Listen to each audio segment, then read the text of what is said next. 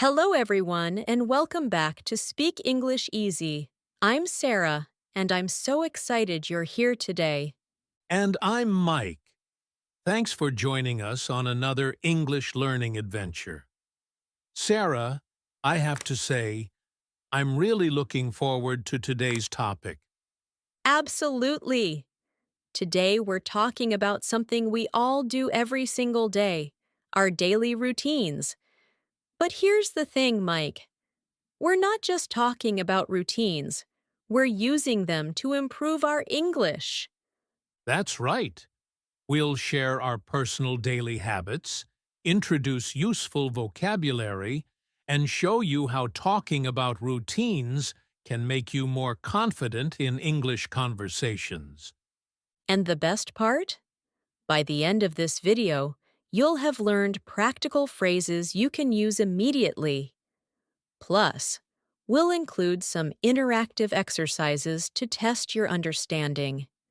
Before we start, don't forget to subscribe to Speak English Easy and hit that notification bell. We post new English learning content every week. Ready to discover how your daily routine can become your English teacher? Let's begin.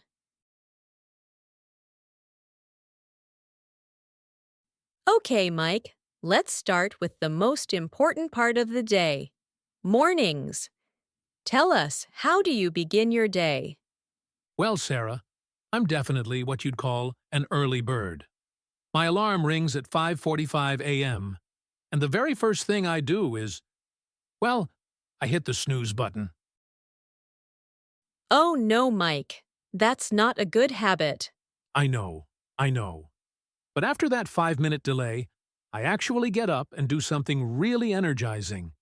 I open my bedroom window wide and take 5 deep breaths of fresh air. It's like natural coffee. That sounds refreshing. My morning starts differently. I wake up naturally around 6:30 a.m. No alarm needed. The first thing I do is what I call my gratitude moment. I lie in bed for 2 minutes and think of 3 things I'm grateful for. That's beautiful, Sarah. What happens next in your routine? After my gratitude moment, I slide out of bed and immediately make it.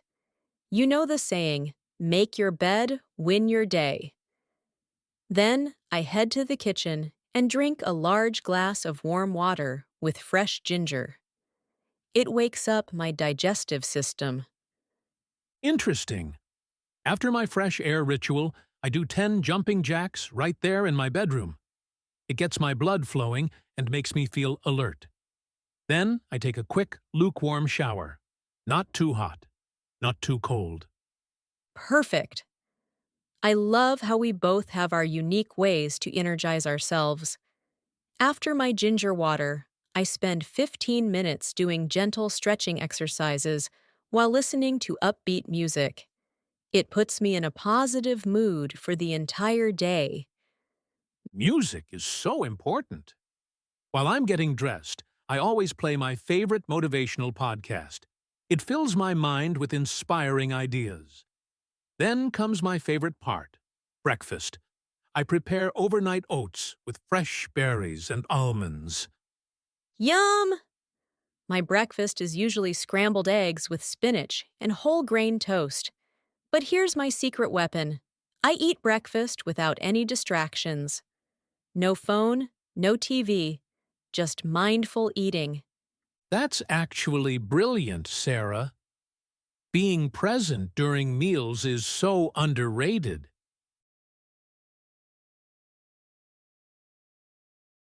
Now let's talk about afternoons, Mike. This is when many people experience what we call the afternoon crash. How do you handle this challenging time? Oh, the afternoon crash is real.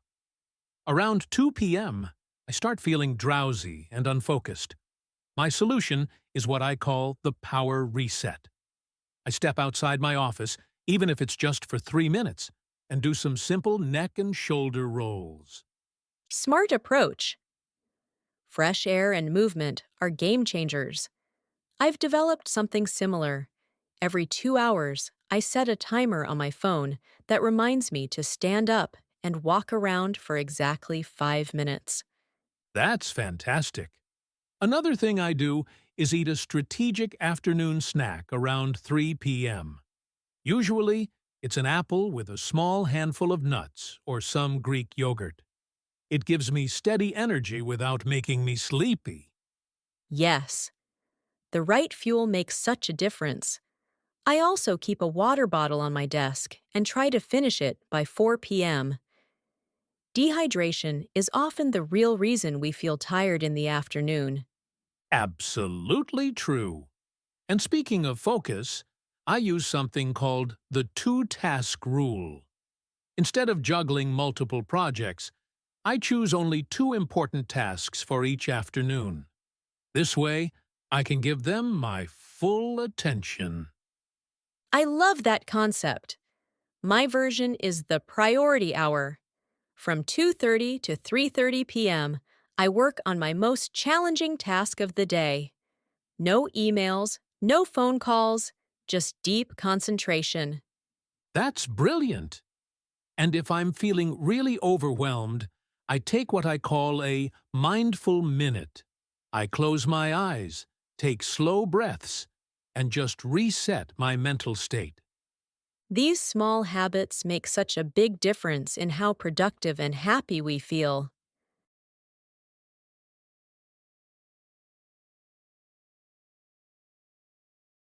Sarah, let's move on to evenings. This is when we transition from work mode to personal time. How do you make this shift? Great question, Mike. The moment I finish work, I have what I call my closing ceremony. I write down 3 things I accomplished that day and one goal for tomorrow. It helps me mentally disconnect from work stress. I love that ritual. My transition starts with changing clothes. I literally put on comfortable clothes as a signal to my brain that work time is over. Then I tidy up my workspace for 10 minutes. Physical changes really do affect our mental state. After my closing ceremony, I usually prepare and enjoy a healthy dinner. I try to cook something colorful, lots of vegetables, lean protein, maybe some quinoa or brown rice. Cooking is so therapeutic. I'm not the best cook, so I often prepare simple meals like grilled chicken with roasted vegetables. But I always eat at my dining table, not in front of the TV. That's a wonderful habit. Mindful eating again. After dinner, I like to do something completely different from my day job. Sometimes I water my plants. Sometimes I call a friend. Or I might work on a puzzle. Variety keeps life interesting. My evening activity depends on my mood. I might read a few pages of a book, practice guitar for 20 minutes, or take a peaceful walk around my neighborhood if the weather is nice. Walking is amazing for clearing your mind. Do you have any specific evening routines that help you relax, Mike? Definitely. Around 8 p.m., I start dimming the lights in my apartment. It signals to my body that bedtime is approaching. I also put my phone in Do Not Disturb mode. Screen management is so important.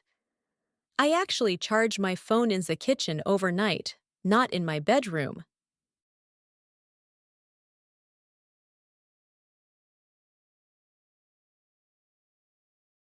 Now, Mike, let's talk about preparing for a good night's sleep. What does your nighttime routine look like? Sleep preparation is crucial, Sarah. Around 9:30 p.m., I start my wind-down routine. First, I take a warm shower. It relaxes my muscles and washes away the day's stress. Warm showers are perfect for relaxation. After I finish my evening activities, usually around 9 p.m., I prepare everything I need for the next morning. I lay out my clothes, pack my bag, and prepare my breakfast ingredients. That's so smart. It eliminates morning decisions and stress. After my shower, I put on my most comfortable pajamas and brew a cup of chamomile tea. The ritual itself is as important as the tea. Chamomile is wonderfully calming. While sipping my own herbal tea, usually lavender or peppermint, I spend 10 minutes writing in my gratitude journal. I write about the best moments from my day. Journaling is such a healthy habit. Instead of writing, I prefer to do some gentle breathing exercises. I sit comfortably, close my eyes, and take slow, deep breaths for about 5 minutes. Breathing exercises are incredible for calming the mind. My final bedtime step is reading fiction for 15 to 20 minutes. Fiction helps me escape from daily worries and enter a more imaginative, peaceful state. I love that approach. My last activity is setting 3 intentions for tomorrow. Not stressful goals, just positive thoughts about how I want to feel and what I want to focus on. What a beautiful way to end the day. By the time we both get into bed, our minds are calm and our bodies are ready for restorative sleep. Exactly. And good sleep means we wake up refreshed and ready to repeat our positive routines.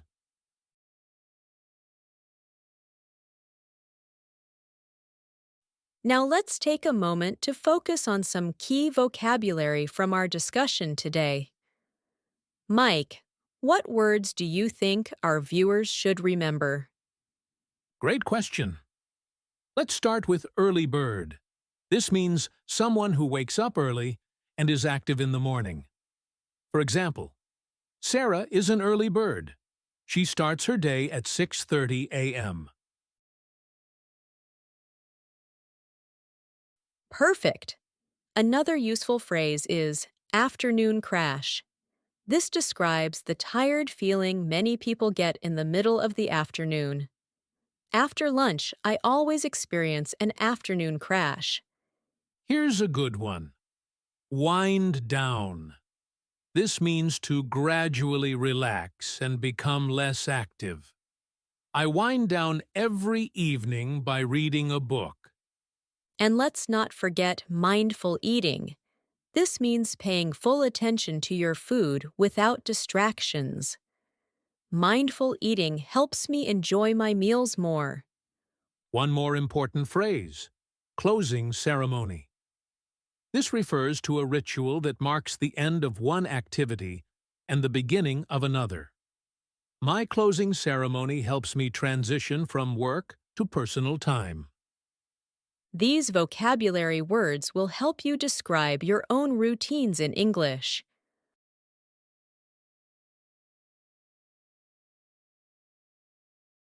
Well, Sarah, we've covered a full day, from morning wake up to nighttime wind down. We certainly have. Remember, everyone, the goal isn't to copy our exact routines, but to find what works for you and then practice describing it in English. Absolutely. Try talking about your own daily routine using the vocabulary we shared today. Practice makes perfect. Before we finish, here's your homework. Write down your daily routine in English using at least 5 new words from today's lesson. Share it in the comments below. We love reading your comments and seeing your progress. Don't forget to like this video if it helped you, and subscribe to Speak English Easy for more practical English lessons. Until next time, keep practicing, stay consistent with your English learning routine, and remember, every small step counts. See you in our next video. Take care, everyone. Goodbye for now.